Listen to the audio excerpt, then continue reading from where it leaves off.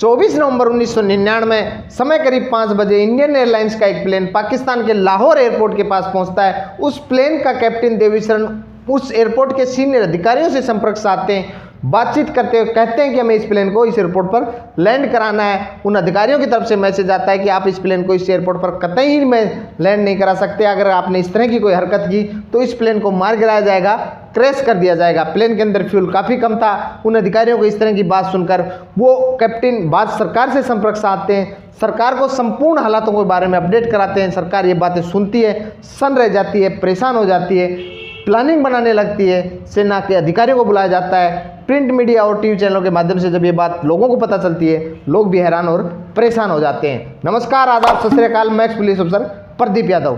दरअसल बात कर रहा हूँ 24 नवंबर 1999 नेपाल के काठमांडू एयरपोर्ट पर इंडियन एयरलाइंस की एक प्लेन IC 814 3:55 पर दिल्ली के IGI एयरपोर्ट के लिए उड़ान भरती है।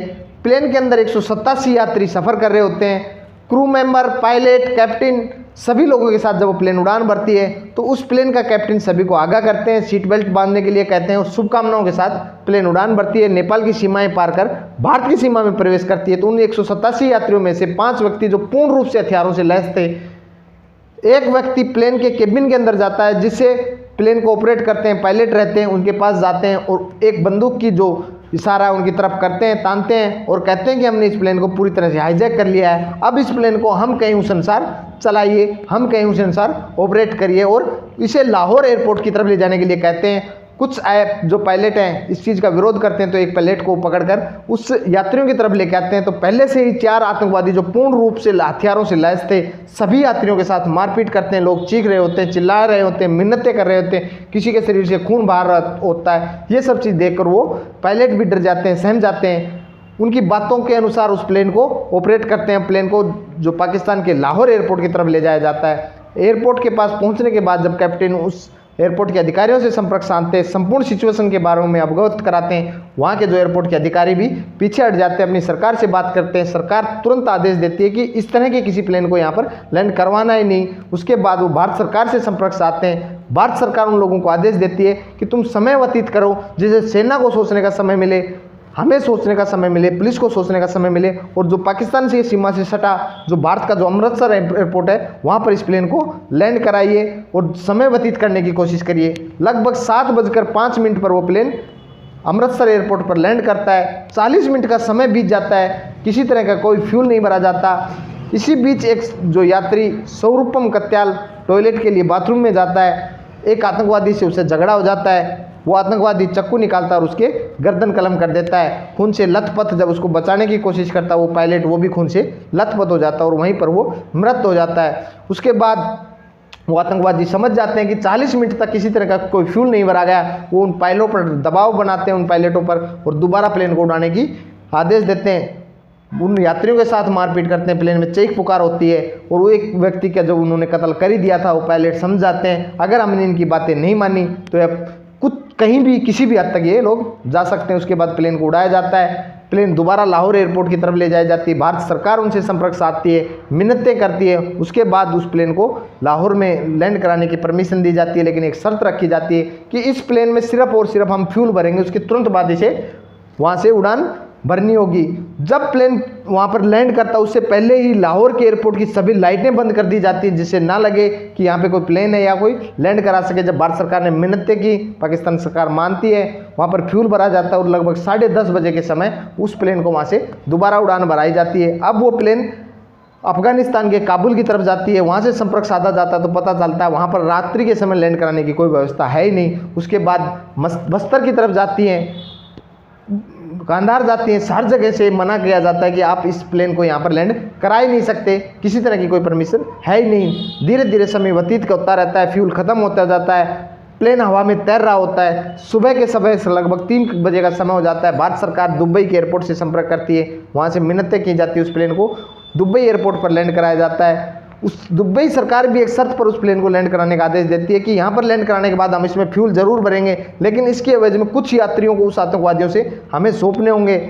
उस एयरपोर्ट पर लैंड कराने के बाद उस प्लेन के अंदर फ्यूल भरा जाता है और उसके बाद 27 उन लोगों को जो कुछ बीमार थे, वृद्ध थे, महिलाएं थी या बच्चे थे, उनको वहाँ से उतारा जाता है और उसमें एक व्यक्ति जिसका कत्ल कर दिया गया था उसकी डेड बॉडी को भी वहाँ से उतारा जाता है। उसके बाद वो प्लेन सुबह के लगभग 8 बजे दोबारा उड़ान भरता है अफगानिस्तान की तरफ। अफगानिस्तान में पहले से ही तालिबानी सरकार होती है, वहाँ उनसे संपर्क साधा जाता है, काबुल एयरपोर्ट पर लैंड कराने की बात की जाती है, लेकिन तालिबानी सरकार साफ शब्दों में मना कर देती है कि इस एयरपोर्ट पर हम इस प्लेन को उतारने की कतई परमिशन नहीं देंगे।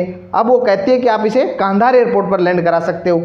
अब निश्चित होती है कि अब ये प्लेन कांधार एयरपोर्ट पर लैंड होगा। उसके बाद उस प्लेन को कांधार एयरपोर्ट पर लैंड कराया जाता है। लैंड कराने के तुरंत बाद चारों तरफ से उस प्लेन को तालिबानी सेना घेर लेती है। उसके बाद भारत सरकार को सूचना दी जाती है। भारत सरकार उन आतंकवादियों से बातचीत करने के लिए भारत के 3 ऑफिसरों को वहाँ पर भेजा जाता है, जिनमें अजीत डोभाल, विवेक काटजी और डीसी शाह। वो वहाँ पर जाते हैं, उनसे बातचीत करते हैं, समझौता करने की कोशिश करते हैं। तो वो आतंकवादी अपनी जो मांग रखते हैं, जो डिमांड रखते हैं, वो कहते हैं कि 103 ऐसे आतंकवादी जो भारत की अलग अलग जेलों में बंद हैं और 20 करोड़ अमेरिकी डॉलर इसकी एवज में मांगते हैं। उसके बाद इस प्लेन को हम रिलीज कर देंगे। बातचीत का सिलसिला चलता है, 103 से बात कम होती है, 36 आतंकवादियों पर आकर रुकती है। उसके बाद जो तालिबानी सरकार है उसका भी रुख कहीं ना कहीं भारत सरकार के समर्थन में था। वो उन आतंकवादियों को चेतावनी देती है कि अगर आपने इस चीज़ के बारे में समझौता नहीं किया तो हम तुम लोगों को जीवित नहीं छोड़ेंगे, चाहे इस प्लेन के अंदर जो सवार सभी यात्री मारे जाएं, लेकिन तुम्हें हम किसी भी हालत में जीवित नहीं छोड़ेंगे। उसके बाद वो आतंकवादी थोड़ा डर जाते हैं।